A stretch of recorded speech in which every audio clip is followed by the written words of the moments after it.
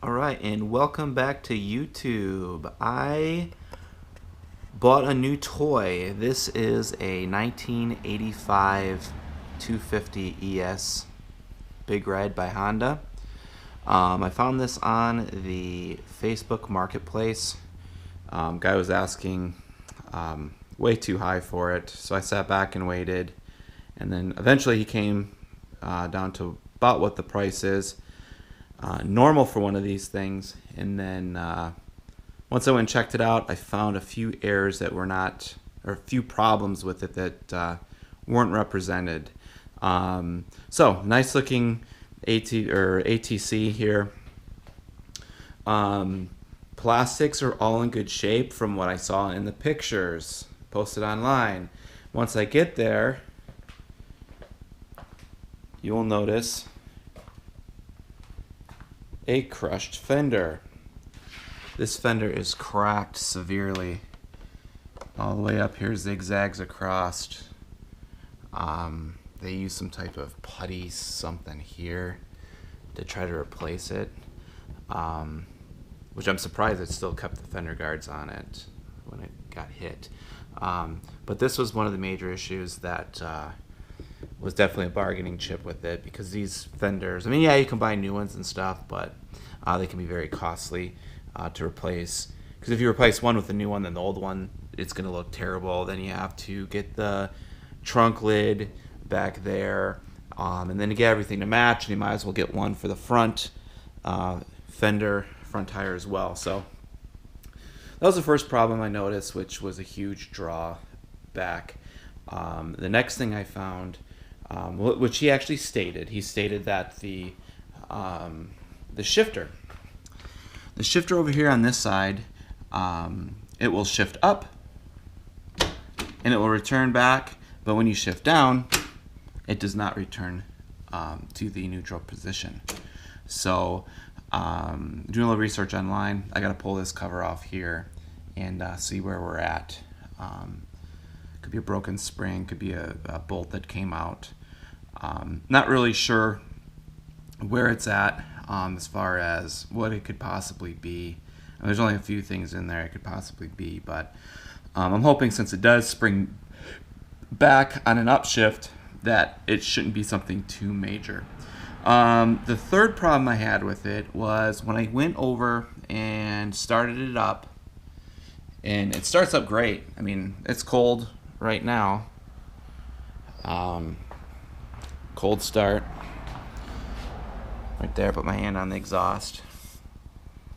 And it starts up right away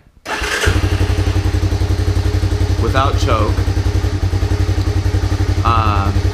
But I drove it up and down the street a little bit, and as I hit the gas, it would hesitate and kind of cough.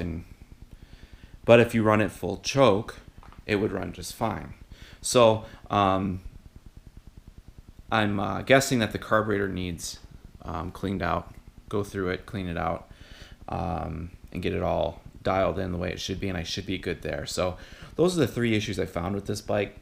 And then I found three issues that, not issues, but three things that are just awesome. I have the other one, if you guys follow me on YouTube. I found another three-wheeler a few years ago that, the big thing with these is the gas tanks. A lot of them are rotted at the bottom, dents in them from the forks, all sorts of stuff. But this fuel tank here is crystal clean on the inside. I mean, it's just, well, you can't really see, but there's no rust in this thing whatsoever.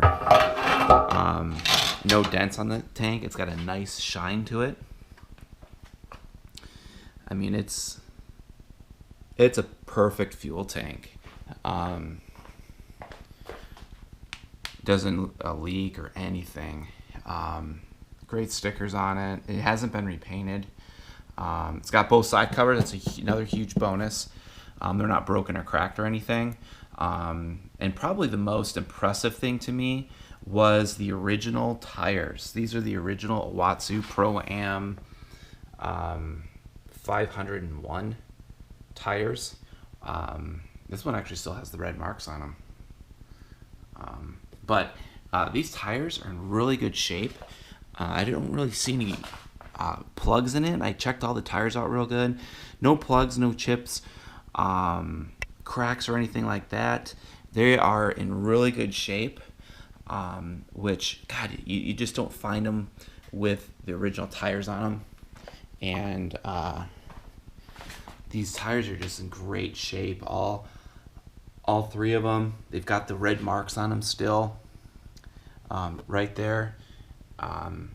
And the frame is gloss black still. Never been painted.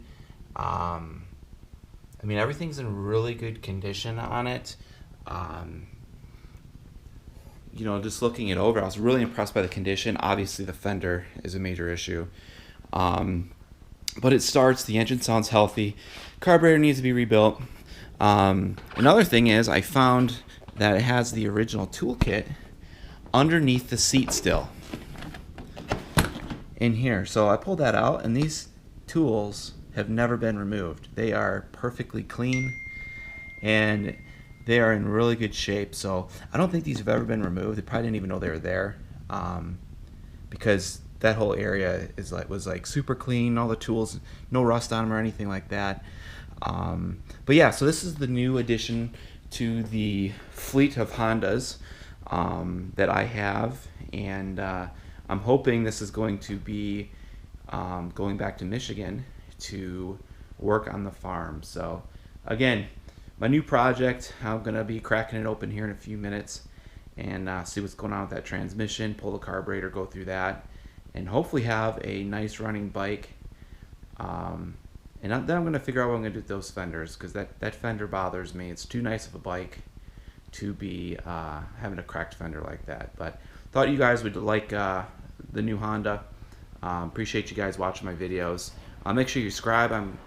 I'm getting towards 300, which is awesome. So I don't do this for the money, obviously, because now you need like 10,000 subscribers to make $1. But I do this for friends and family and people who are just interested in what I'm interested in, Honda's tools and stuff like that. So make sure you guys like, subscribe, comment, and we'll see you soon.